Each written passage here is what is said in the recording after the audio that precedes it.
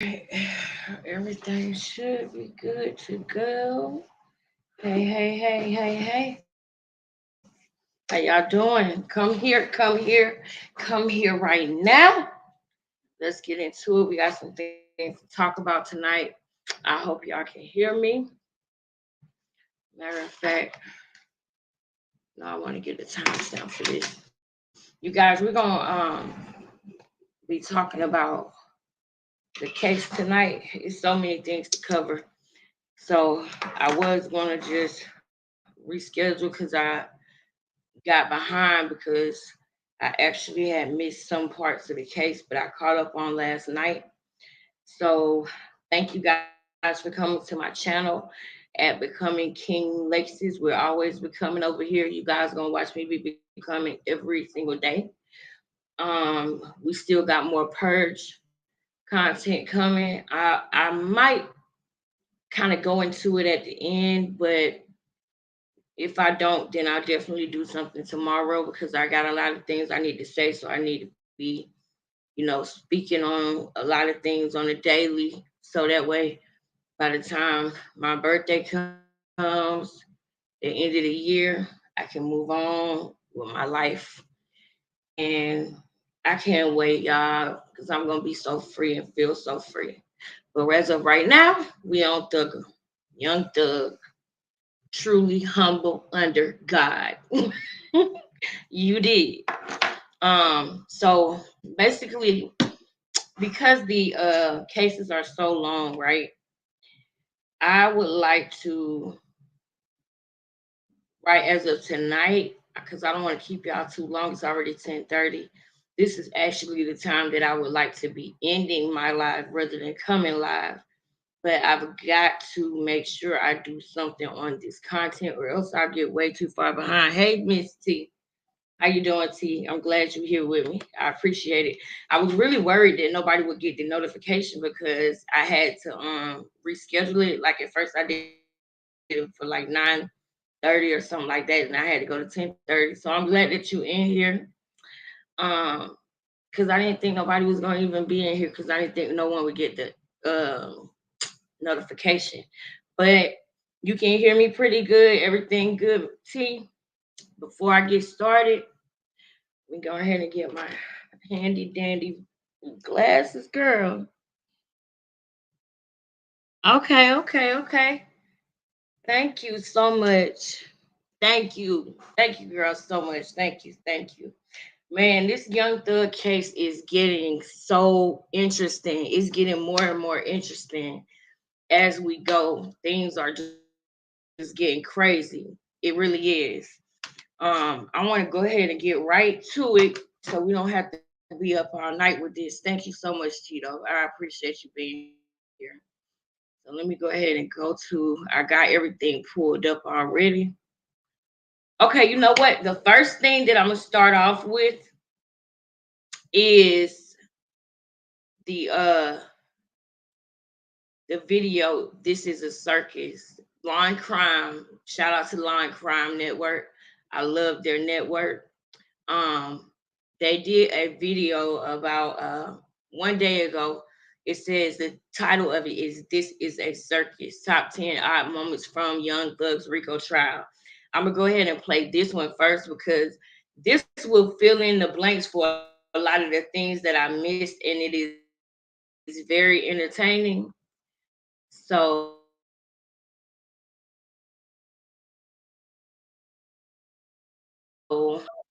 second. All right, so and I'll be able to go get them cookies out the oven while the video is playing. So let me see.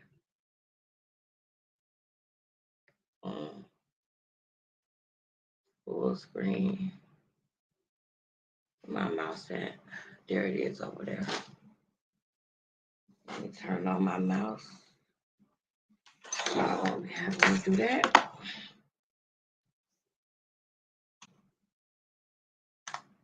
All right, boom. I got my mouse cut on. All right, let's do that.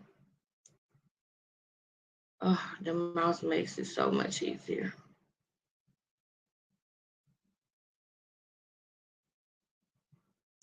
All right, so right now we're gonna watch the top 10 wildest moments of what's going on in the Young Thug case. Ruby, thank you, Ruby. I'm so happy to see you. Y'all coming back. Thank y'all so much for being here. I know we can't be here all night, y'all, so I'm gonna jump right into it.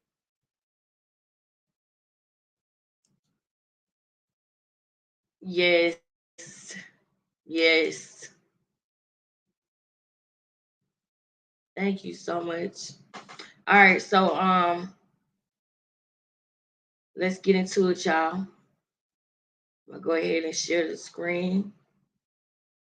Well, thank you for catching it. Thank you, thank you, thank you. You came in right at the right time. Both of you guys are right on time right now because I just went live and we're about to go ahead and present the video. I'm gonna run and get these cookies out the oven and we're gonna just watch the top 10 craziest moments so that we can continue to stay on track with what's going on. Y'all make me so happy when y'all come through.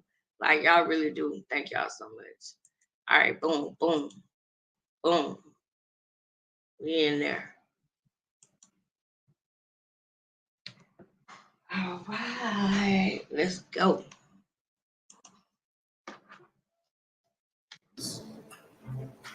Whoever he is with, the same. He knows where he came from. He came from nothing. Now he stands before you. We trust you. Jeffrey's not guilty. Week one of the Georgia RICO trial of rapper Young Thug and his co-defendants is officially in the books. Just because the trial is now underway doesn't mean it has been smooth sailing. No, we're bringing you 10 of the most eyebrow-raising, notable, and wow moments from week one. Welcome to Sidebar, presented by Law and Crime. I'm Jesse Weber. So after what was a marathon of almost a year of jury selection and twists and turns in the case, with defendants taking plea deals, another on the run, others having their cases being separated, we have finally concluded the first week of the criminal trial of rapper Young Thug, or Jeffery Lamar Wiliams, and his 5 co-defendants. And let's not forget, the rapper and his alleged co-gang members stand accused of running one of the biggest criminal enterprises in Atlanta history. That's what we're talking about when we say a RICO, or racketeering conspiracy case, that there was an agreement to break the law, and these defendants and their unindicted co-conspirators took overt steps or acts to further this criminal enterprise known as YSL. Prosecutors say YSL is called Young Slime Life. Defense contending YSL is really just a record label. But now, the trial kicked off on Monday, November 27th, after the Thanksgiving holiday, and we're finally starting to hear what the prosecutors say they can prove, and what defense attorneys, for all 6 attorneys, have to say in response. The prosecution plans to show that Young Thug and his alleged co-conspirators were in this conspiracy together to further their criminal enterprise, meaning that there was an agreement. They acted in concert to further their gang, make money, gain notoriety or influence, that sort of thing. And they allegedly did all of that by orchestrating assaults, hijackings, burglaries, drug deals, and even murder. This is what we, again, are talking about with RICO or racketeering. Agreement to break the law, overt acts taken by Young Thug and his co-defendants and others in furtherance of this conspiracy. I know I keep saying it, but it's important to remember what we're talking about. And by the way, prosecutors are planning to prove 191 overt acts in this case. Wonder why this trial is going to last months. So that brings me to the first notable moment. Prosecution's opening statement. And, All right, this is the first notable moment, the prosecution's first statement, y'all. I just want you guys to know, if I go in the other room, because I have this headset on, if y'all can hear the TV in the other room when I walk out, put it in the comments and let me know so that I can do something about that. But I just ran in there to get the cookies out the oven, so I'm probably gonna run it back in there one more time to get my cookies and leave the some out for my mom and my sister. So let me know if y'all hear it and if it interrupts the stream when I walk out. Thank y'all for being here. Let's get it. That prosecutors, they start their opening statement in all different ways, right? Sometimes they give facts of the crime. They give a timeline. Sometimes they just introduce themselves. Remember, it's kind of a roadmap of where this case is going to go. Well, for Fulton County Chief Deputy District Attorney Adrienne Love, she started her opening statement in a very unique way with a few lines from Rudyard Kipling's The Jungle Book. Now, this is the law of the jungle, as old and as true as the sky. And the wolf that shall keep it may prosper, but the wolf that shall break it must die. As the creeper that girdles the tree trunk, the law running forward and back. For the strength of the pack is the wolf, and the strength of the wolf is the pack. Now, you may be wondering, why the heck would she start off this way? Well, the prosecution, again, has to show for a racketeering conspiracy case that everything was done by these co-defendants for the purpose, the sole purpose of the criminal enterprise. That these crimes and acts were done not to benefit themselves as individuals, but the gang collectively. That's the key. That's why she focuses on the pack. And that young thug is the alleged leader of this hack or criminal enterprise. Now, as one would expect in a trial with so many defendants, there were definitely a lot of interruptions right off the bat. Oh, he was looking And that good led in to that some green suit. tension Boy. in the courtroom. Did I have a rule on that issue? You said that you would do it later as it came Okay, up. well, here's the thing. Later is now. I got a jury in the box, so you could have asked me that an hour. I mean, we had time this morning. I could have gone through that this morning and made clarity on it for both sides. No, just I wish that the court would just follow their own instruction. Well, I'll I wish the court would follow their own instruction too, sis.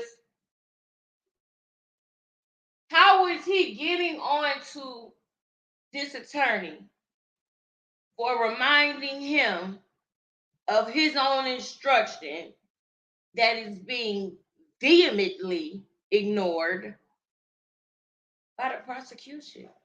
Why is she getting yelled at, Judge? The honorable judge overruled? Why is she being yelled at? follow my instructions when you all bring to my attention what you need to in a timely manner.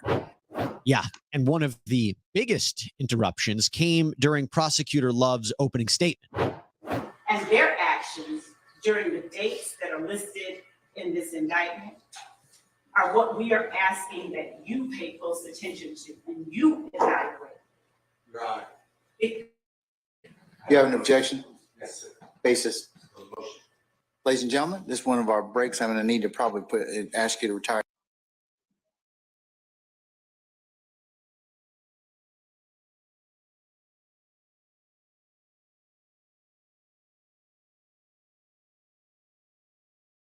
That truly matters. Just a minute. All right, Mr. Steele, what's your motion, sir? Your Honor, last week, 2 weeks, 3 weeks ago, you ordered the parties to share all of their displays in opening statement to the others so we don't have to have these interruptions. I did that. The state shared with me 4 attachments. That's all they had. That's what I got. What you just saw on your screen, if you don't remember, I'll ask the state to put it up and I asked for it to be marked as exhibit, is what you already excluded. It states that Mr. Ryan was convicted of murder and I represent the co-defendant who's not on trial on the appeal. How did that not get sent to me so I could bring it to this honorable court's attention? 1. And 2, how do we just violate court orders? So yes, I have a serious motion for a mistrial because it's intentional misconduct. Hey, everybody, this is a Morgan & Morgan legal alert. Evidence shows that Google has allegedly violated the privacy of millions of Americans via incognito mode. Your personal information and data may have been unfairly collected and then used for profit. As America's largest injury law firm, Morgan & Morgan has recovered over $20 billion in compensation for clients, and they may be able to help you find out if you have a claim. So Brian Steele, Young Thug's attorney, says that Love showed these PowerPoint slides that he apparently never saw. The defense attorneys, they were all supposed to be able to review anybody else's presentations to make sure that all their ducks were in a row, right? Well, there was apparently something on Love's slide about Steele representing one of the other defendants, Rodalius Ryan, in another case that apparently wasn't supposed to be there. The jury wasn't supposed to see it. He asked for a mistrial. That didn't happen. But there were more problems with the information on the PowerPoint slides. All right, Mr. Matthews? Yes, Your Honor. Good morning to the Honorable Court. I'd like to direct the state's attention to slide 15. Slide 15, the third bullet point. Number 2, the quote in the indictment is different from the quote in the article. So that's 2 errors in slide 15 pertaining to Marquez Hugh. In the state's opening presentation, the date they have is October 1, 2020, but in the indictment, that particular overt act is November 16, 2020. So that's Okay, so I don't know if you guys remember me pointing out that Miss Love, the chief executive prosecutor, cheats. She cheats a lot. And she's not the only one, because I'm going to point old girl out too, because Miss Love's been missing for 2 days. But I think that is definitely strategic, because she knows what she did last Friday was so wrong in so many different ways. If they have to appeal this case, they would win. And I'm hoping and praying that they don't have to appeal this case. I am. Like I said, and I'm going to continue to say this, it's not about what you know, it's about what you can prove in court. If you cannot fairly prove something in court, that's on you. If you arrested YSL too soon, that's on you. If you got excited and you said, oh, we got this one thing, we saw them and they were all together on Gillian Rollo, $1 Million Worth of Game podcast, YSL, everybody, all of these people were all together. So let's go back and find out every single thing that they've been arrested for. And let's put that all together and make those overt acts.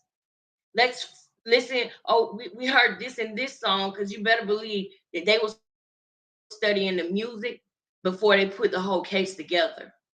And what they did was the music that they listened to, they went back and they saw how they could match this with this and this with that. She said, Attorney Love, she said in her opening statement, we didn't chase the lyrics, we chased the crime, and we just happened to find the lyrics. You said that for a reason. And she said that because that's what she did. Nobody was saying anything about that. The defense, and they know before this case starts, they know exactly how the attorneys are going to defend their clients, and the attorneys are supposed to know exactly how the prosecution is going to bear the burden of proof.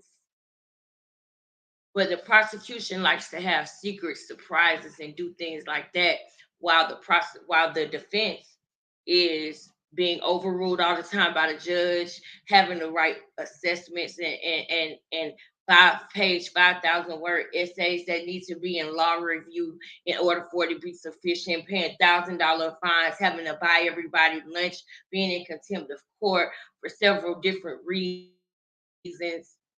Meanwhile, they're telling the cameras not to film the police officers that are in the gang unit or the police officers that were doing arrests with people who Young Thug was never, like, I'm not saying he was never around them, but he had nothing to do with one of these things that I'm going to show you guys probably tomorrow, because we'll be on here too long if I try to go into this tonight.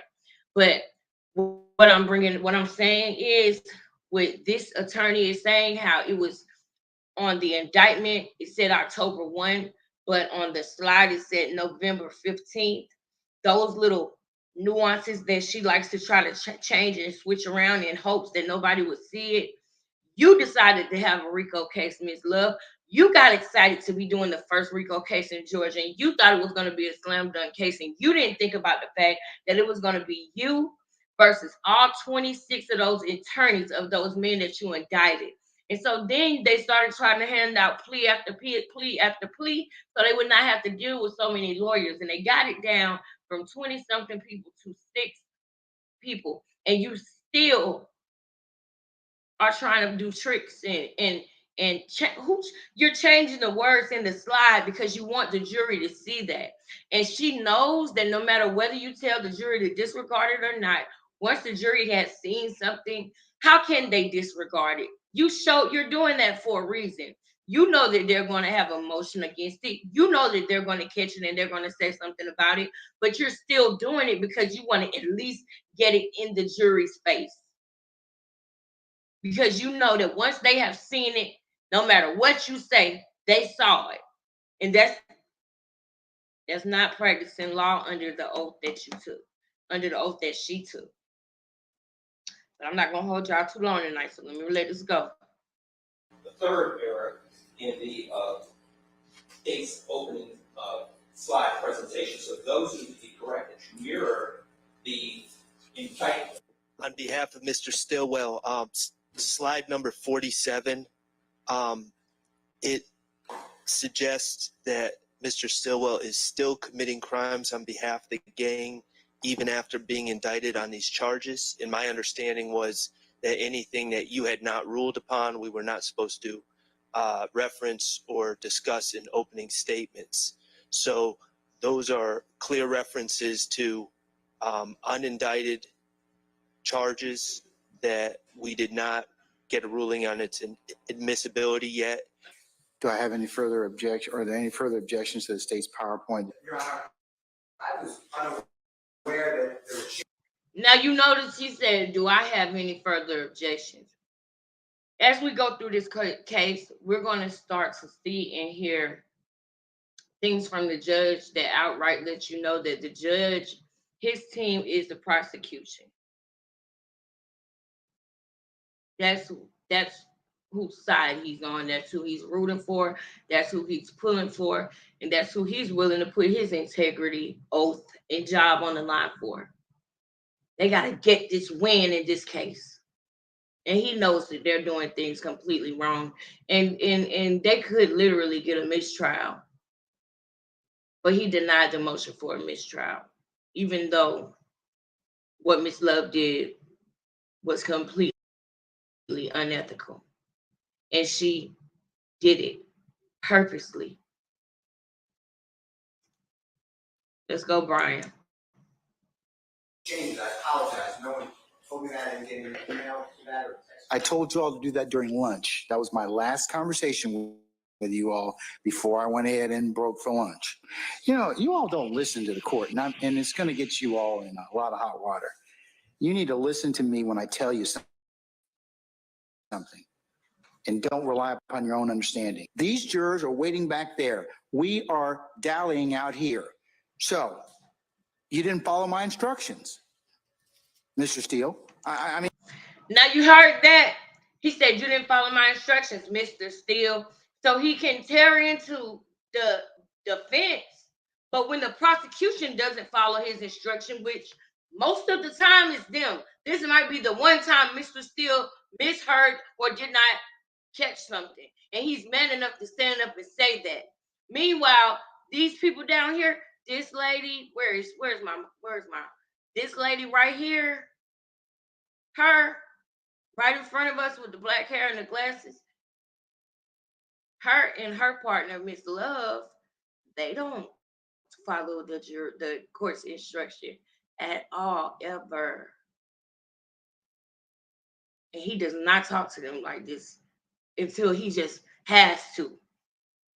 This was one time, and he's ready to lay into Brian Steele's, you know what? But they constantly ignore his instruction. I mean, that's what I asked you all to do. I asked you all to share each. We're already behind to begin with. Any further objections? And on slide 10 and 13. Come on, baby. In the Opera web browser, whenever you Again, they misquoted him? Yes, they did. It says, I bet YSL make the news tonight. That's not what the Instagram post said. Your Honor, we actually copied the Instagram post into slides 10 and 13. And it does not say tonight. I'm sorry, okay. I will take out the word tonight. Are you kidding me?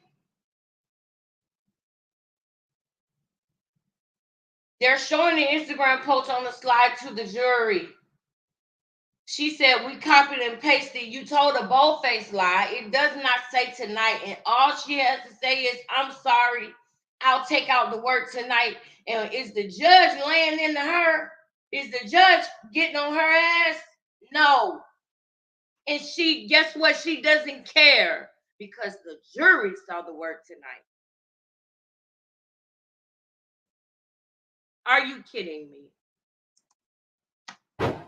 Yeah, it was a mess. It was a mess. There's really no other way to describe it. You have defense Yes, attorneys it was saying a that mess. the prosecution slides were inaccurate, which kind of looked like they were. Then, while Judge Earl Glanville had hoped that everything could be worked out during the lunch break, he had actually had to excuse the jury in the middle of the prosecution's opening statement to work all this out. He got upset because he said attorneys didn't do what they were supposed to do. In fact, Judge Glanville was so frustrated, he had threatened that no one could then use PowerPoints in their opening statements. But after further discussion, negotiation, he ended up allowing edited and redacted versions of slides and PowerPoints.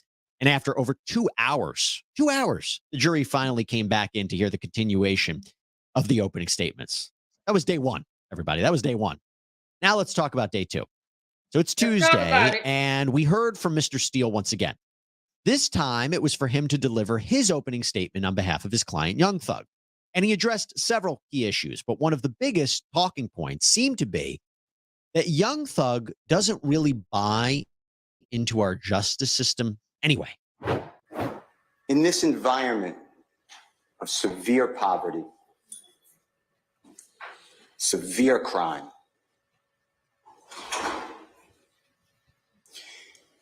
Jeffrey developed two deep, embedded beliefs about our criminal justice system.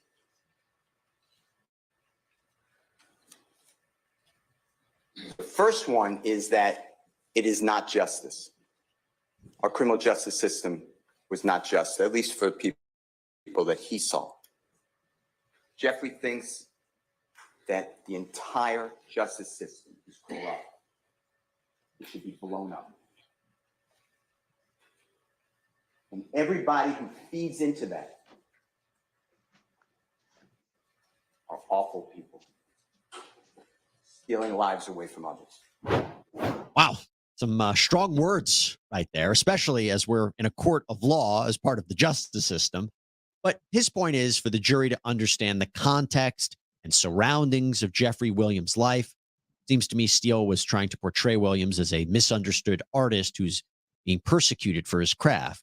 He even said, Thug isn't as nefarious as prosecutors would have you believe.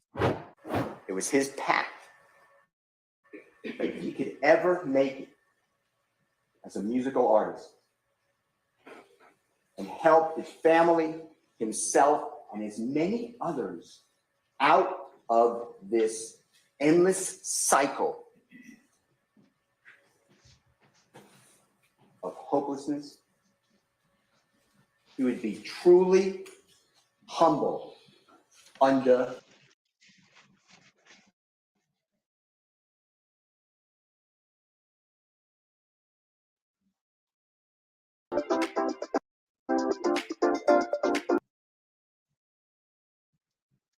God. That's what thug means. So thug, T-H-U-G, has a different meaning.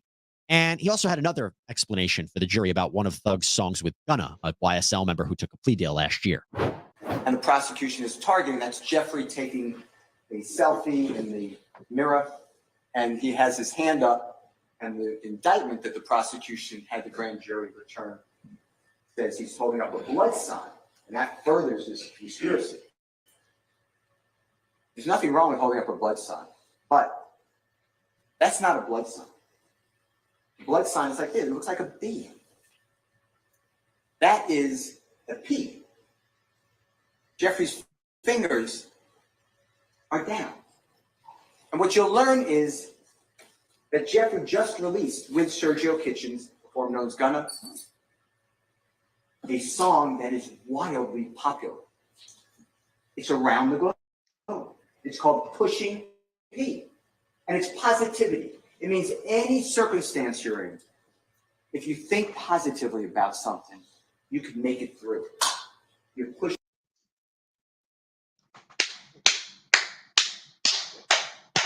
Come on, Brian. Come on, Brian. No comment. Pushing positivity. You're pushing P. Jeffrey is showing the P. So I actually looked this up, and it is true that pushing P is a slang term that can be about acting with integrity and going forth with a good message. And even That's Gunna right. has said before that it's an overall positive phrase, meaning to, quote, keep it real. But whether it actually means positivity, that's going to be up for debate. It's really up for the jury. They're going to have to decide what these It's signs mean. And positivity. that brings us to another big positivity. argument in this trial. Period. Just because Young Thug and other rappers tied to the case said something in a song, does that mean it happened in real life? Can the prosecution use it as proof of nefarious deeds? Well, they can use it. The judge allowed 17 sets of lyrics to be used by the prosecution in this case. That was a different question if they're able to prove it. See, the prosecution said in their opening statement, we didn't chase lyrics to solve the murders, but law enforcement chased the murders and they found the lyrics. And so they would cite lyrics from Young Thug, such as, quote, take this to trial, or for slimes you know I kill, and referenced a Glock, and authorities found a modified Glock at Young Thug's home. But Brian Steele read some of Young Thug's lyrics during his opening statement to get his point across. This is, you will learn, studio gangsters. They're in the studio. They are creating music for us to listen to. If you go to the first one, that's April 20th, 2014. It's a song released on social media, a song called Ooh. Red just like Elmo, but I never effing give go. YFL won't fold, pick his A off a balcony, off to the balcony. There's no evidence anyone got picked off the balcony. YSL, wife at ends, nose, which I showed you. I'm an F for the cash. Then she's getting robbed by Tick. Tick is another name for Trontavious C. He will tell you he had a rough life. He's been in custody. In a Bentley on Wesley, getting trailed by sniper, there'd be no evidence of that. All I ever wanted was the money. Put your hands in the air if you dare. And the MF to step over here, F&N, that's a type of gun. Put him in the wheelchair. These are lyrics that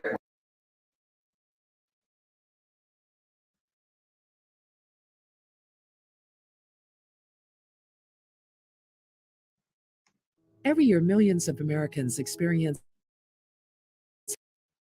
housing discrimination, with the vast majority of if we're going to criminalize lyrics, you will learn. We all should watch what we say.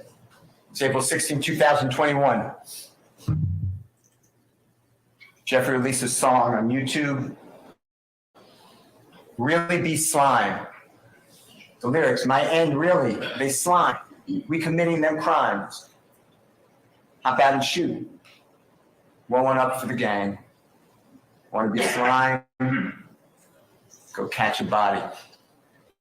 Me and little bro, we used to steal from the store. We had to stick it and go. That's a confession to an armed robbery. Had to stick them up and go. That's what we're dealing with. I'm also not telling you that these lyrics are accurate.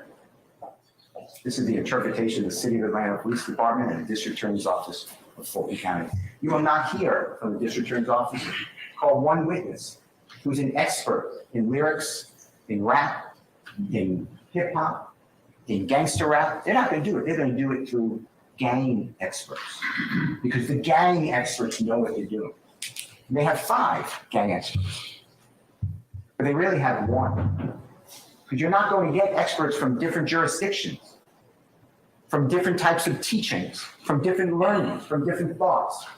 Your 5 gang experts in this case from the District Attorney's Office of Fulton County all work together in the City of Atlanta Police Department. Those are your 5 gang experts. They teach each other. They talk to each other. They decide what the rules are. Steele ended his opening statement by reiterating. In other words, they have all sat together at a round table and said, okay, this is what we're going to say. We got 5 gang experts, but it's really one. It's really one. It's one thing to get 5 gang experts from different counties in Georgia or from different states in the Southeast, or you know what I mean? It's one thing to have that, but to have 5 gang experts that sit in the same room every day, teach each other, go by the same, they know exactly what to say because they're being taught exactly what to say. They're not gang experts, they're YSL experts. That's what they think they are. They are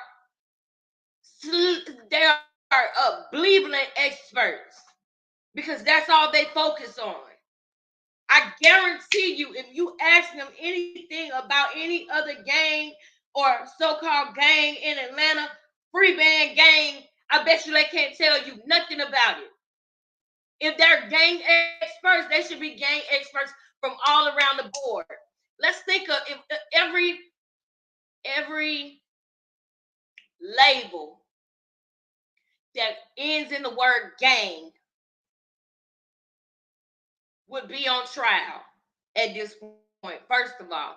Second of all, I guarantee you, other obvious Crips and obvious Bloods and maybe some GDs that they've seen or heard about on TV, they may be able to say something about them. But any other hybrid gang in Atlanta, they have no knowledge on them. The only experts that they think they are is for YSL because they sit in a room and have been taught what to say, have been taught what to say is this and what to say is that. And tomorrow I'm going to show you how they trip over their own words. I'm going to show you how some of these people don't even know what a gang sign looks like. There was a guy on the stand, y'all, that said that he felt threatened because they were throwing gang signs up at him.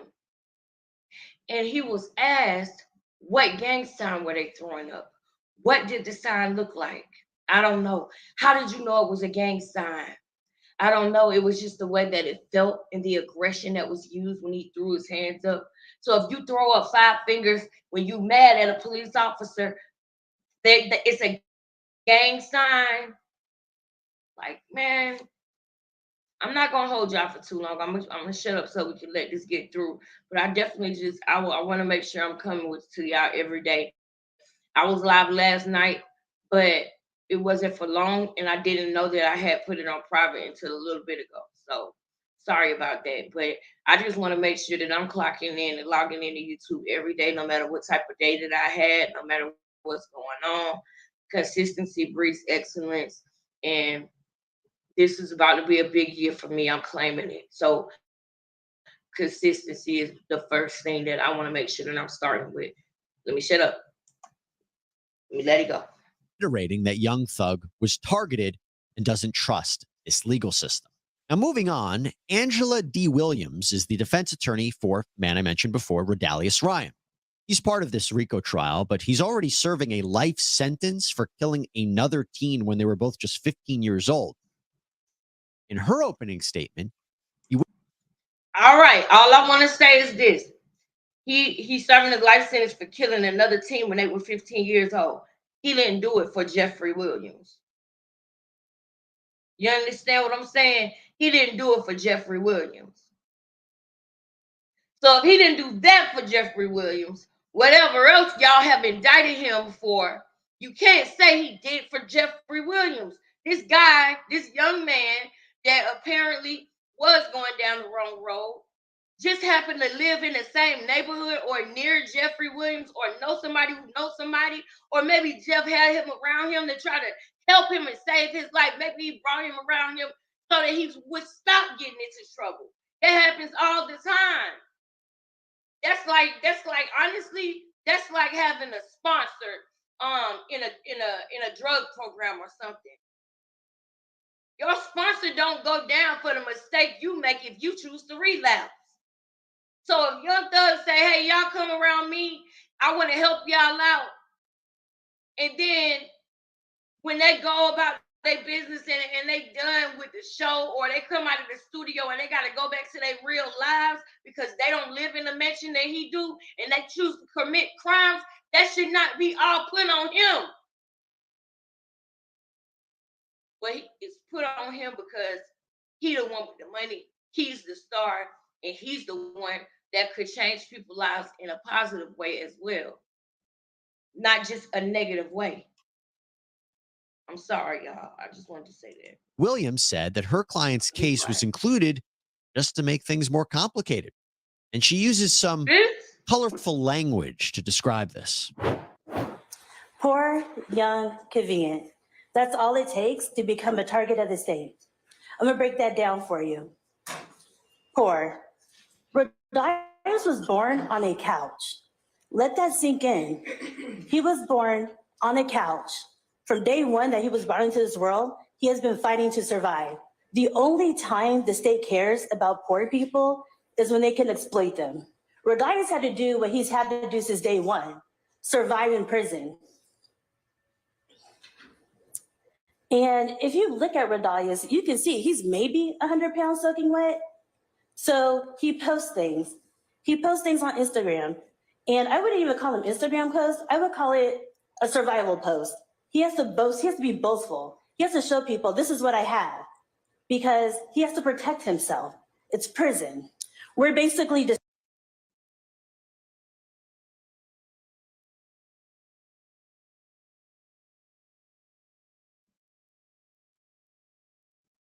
This mistake distractions. So as a juror, what can you do to tell the state, we're not going to be distracted? We don't need to listen to filler. You come back at the end of this with a not guilty for Rodriguez Ryan. You tell them we do not want to waste our time on fillers. We just want to get to substance. So I guess sit back, enjoy the show, get some popcorn, because this is not justice. This is a circus. Thank you. Okay, so as we continue talking about the wow moments in week one of Young Thug's criminal trial out of Atlanta, we want That's period. That's period. All right. I just wanted to come back and check the comments to see if I'm missing anything. Thank y'all for sticking it out with me. I appreciate you. I promise I won't keep you for too much longer. jump now to Wednesday. And trial was proceeding as normal with the state's first witness, Atlanta Police Detective Mark Belknap, on the stand. He had been qualified as a gang expert. And everyone took a break for lunch, but when they were supposed to be back in court, it still hadn't resumed. That's because the attorneys were all meeting with the judge in chambers, so the jury wasn't seated. And it stayed that way for hours. When the judge finally came back into the courtroom and things got underway again, this is what he had to say. Ladies and gentlemen, if I could just grab your attention right quick so we can go ahead and get started. Before we go ahead and summon our jurors, I just wanted to pose an inquiry to our members of the media here. Due to some security issues not attributable to anybody in this courtroom or the parties, and the fact that we have had an inadvertent recording of some of our jurors on the front row, would it be appropriate or okay if you all would not continue to film Detective Belknap? You're welcome to go ahead and do the audio, but is that something that you all would be willing to do, please? What that tells me right now is that he can't tell them not to film Belknap. And I hope that they know that, because when the judge is in the court and he's saying something, if he asks you, that means that he can't make you do it.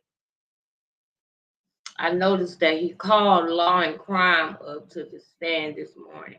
And I want to know what it was that he said. I have an idea of what I think he said, but I'm going to tell y'all that tomorrow. Let's continue. Let's get through this. Everyone okay with that? Okay.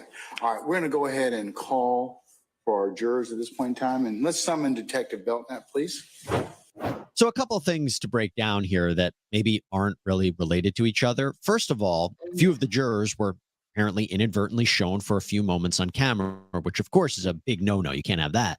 So the judge wanted to address that this happened and that everyone is aware. By the way, of course, this happens in this trial, right? The drama just keeps on coming. But Keeps on secondly, coming. he talked about not filming Detective Belknap when he got on the stand.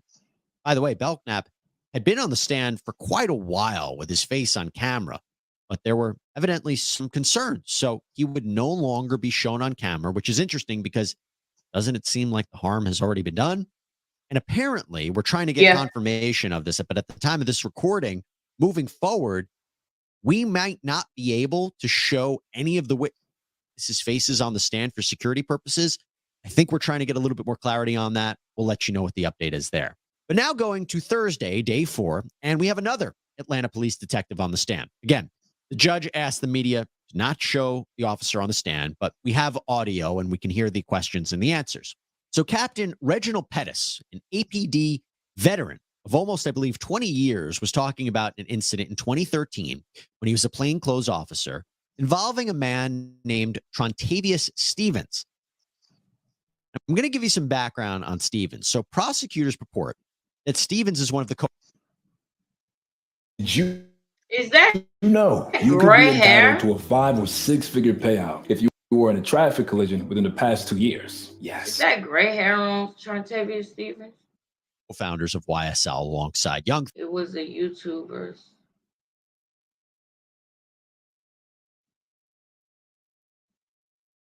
Let me see.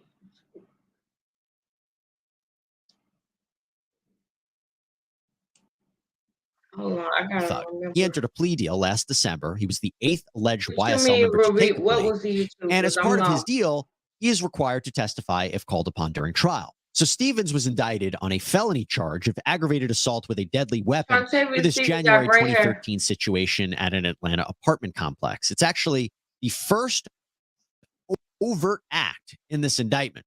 Remember when I said in order to prove a racketeering conspiracy, you need to prove all these overt acts were taken to further that conspiracy? This trial will show what those overt actions or steps or things are. This is Act 1 out of 191.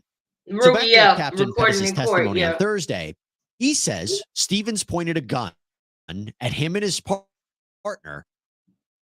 Yeah. Okay, I got you. Yeah. Some got removed. Some of the jurors, right? I was wondering about that. I was like, I wonder if they're going to take, because I think it was about 3 jurors that I saw. And I was like, I wonder if they're going to take those 3 jurors out of the jury, because I know that's dangerous for several reasons for them to be shown. And when I saw it, I was like, why do they have? Okay, got you. Okay. And he said he also observed something very interesting.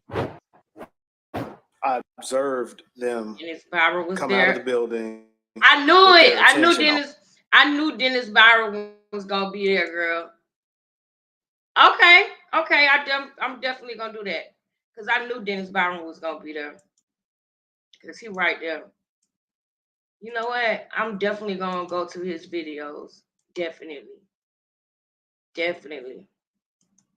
Thank you for reminding me to do that. That's perfect. I definitely need to go to his video. Already focused on the vehicle that I was driving, myself and my partner. Okay. And then they immediately began throwing the gang signs and yelling at us. Had you done anything to that group of gentlemen before they came out, focusing on you and your partner, throwing the gang signs and yelling at you? No, ma'am. Now, when you talk about gang signs, how long have you worked overall in law enforcement? 17 years. And what, if any, training or experience have you had during that time that would give you the ability to recognize what a gang sign is? I knew about Dennis Byron from the Tasha K situation. Yeah, I know about him from the Tasha K situation, but I'm definitely gonna go to his channel and watch before I fall asleep tonight, so I can get with whatever I need off of it. You know what I mean? Whatever tea I need off of it. And Cash got an appointment tomorrow, but it's like an afternoon appointment. So if I can, after I take RJ to school, I might have time to go live before Cash appointment, maybe between like 10 and 12. So I'm gonna watch his videos tonight, and I'm gonna try to come back and talk about him tomorrow. Thank you for reminding me about that girl. I don't know how I feel about him, but I did like find out about him through like him being in court with Tasha K and Cardi B. So yeah, I'm gonna go check it out. We certainly had a block of instruction in the academy. In field training, we would be taught to look for those I love you, signs Ruby. from our field I training really do. officers, pointing out the signs. But we would literally drive down the street and gang members would throw gang signs at the police car. Throughout my years, I've attended various other trainings that show gang indicators, from tagging to dress to words being said, certainly the colors, and hand signs being the most fluid and evolving indicator of a criminal street gang. Okay, so Pettis says he saw Stevens and these people who were with him displaying clear signs of aggression and waving gang signs. That's important. But on cross-examination, Pettis admitted he didn't put in his official report that he observed gang signs. The very detailed report included almost all the other important information, but not that. You're a police officer, right? Yes, sir. You're a captain. Yes. You what you do when you're conducting an investigation affects people's lives, right? Yes. You arrest people and take their freedom and take them into custody, true? Yes. And you are charged with writing reports that reflect the truth so that someone down the road, maybe a prosecutor, can rely on that information and know if to or how to prosecute someone, right? Yes. That is extremely important. Would you agree with me? Yes. All right. And so when you write the report, and when you were writing the report,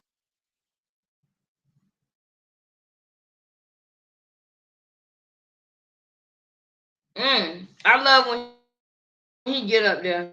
Recordings just got better. Him and this Recordings.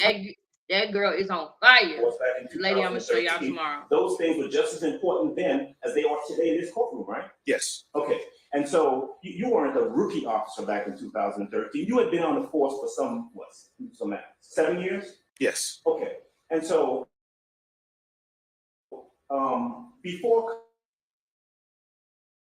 coming in here, did you have an opportunity to sit down with the prosecutors and talk to them about your testimony and your recollection of the events of 2013? Did you do that? Yes. Okay, right. And you still came in here today, and this is the first time, right, that you're mentioning anything about gang signs that you saw when you were brought in here to testify in this, quote, gang case, right? Yes. Okay. Now, just out of curiosity, what was a gang sign? Hold on, what's the basis for you? For first time. I'm gonna overrule the objection. Okay. Go ahead, Mr. Adams. Come in. What was the gang sign you saw being thrown up that day? No idea. No idea. None. Okay. Granted, it's 10, almost 11 years later, but he didn't include it in his report. Now he's not even really sure what he saw in terms of any kind of hand signs. That's just the first of all of these alleged overt acts, so we'll see how the prosecution and defense battle it all out. Now, later on in the day, there was a little bit of a faux pas in the courtroom. Officer Michael Monheim with APD took the stand, and Brian Steele, again, represents Young Thug. He did the cross-examination for this witness. And Officer Monheim testified about overt act number 4, theft by receiving stolen property. According to Monheim, he pulled over a car for making an improper turn, and the driver, who we later learned was Young Thug, didn't have his license with him. So Monheim arrested him for the traffic violations, but allegedly found a bag of pills, and a gun under the seat of the car. Turns out that gun had been reported stolen. So during the cross-examination, Steele is holding the gun, which had been entered into evidence. But Judge Glanville had to actually scold him. The 12D, through your work, you find out that this item from running a computer check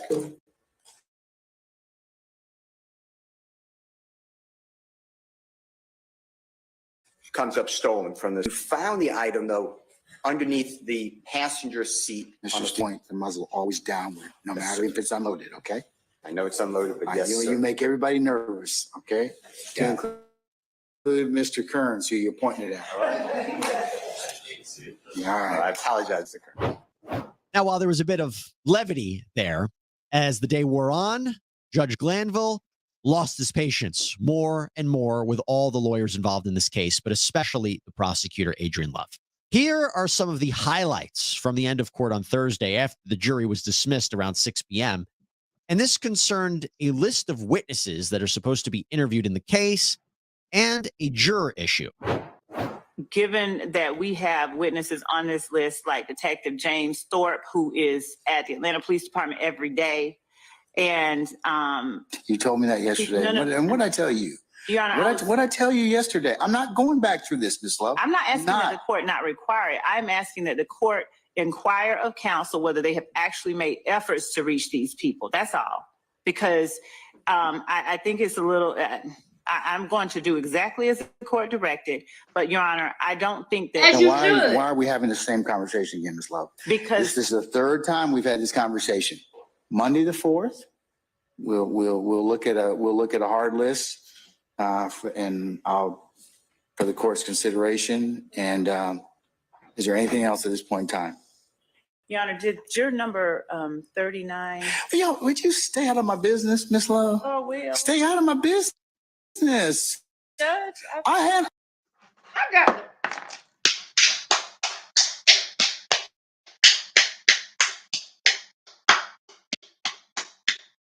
Finally, when it comes to Miss Love, I found one of your balls. I found one of your balls down there. Grab the other one. Find the other one. They coming. You finding them. Look, I'm sorry. I've been doing this a long time. Yes, I have. Yes. And if you really must know, appointment to the week of the King holiday.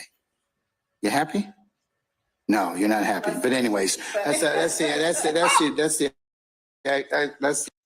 I think the balls is dropping. I think your balls is dropping, Judge. I'm very proud of you. I am very proud of you. Now, I hope you can keep this up when she come back. I don't know what y'all got going on, but when she come back, I hope that your balls are still dropped down there, because this lady is trying to cheat this case, and you can see it. I can see it in his eyes anytime some stuff come up where she is red-handed. Y'all look at the judge and you will notice that he be like, I don't want to say this. I don't want to have to do this. It's like he got to work himself up to get her in line. It's so weird.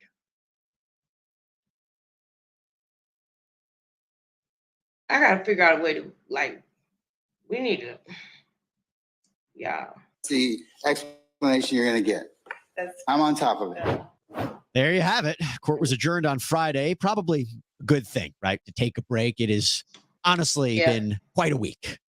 That's all we have for you here on Sidebar. Everybody, thank you so much. All right. Shout out to Jesse Weber. Shout out to Law and Crime Network. I'm going to go check out Mr. What's his name?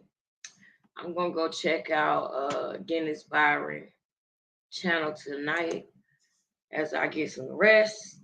Thank you to the people that's up in here. Shout out to the replay gang. I'm sorry, y'all, that it went so late tonight. It's 11:32. We supposed to be snoozing right now. But I will catch y'all tomorrow. I'm gonna let y'all know what's going on also with Cash, because he having the consultation for his surgery. Y'all know I'm gonna be letting y'all into my life more and more as we go. We got more purge stuff coming on. Thank you, Ruby, for coming through and sticking with me. Thank you for everybody that has commented. Miss T, I appreciate you for being here as well. Love y'all so much. Thank you so much. Y'all have a good night. Hope to see y'all again tomorrow. Thank you for the support. Peace.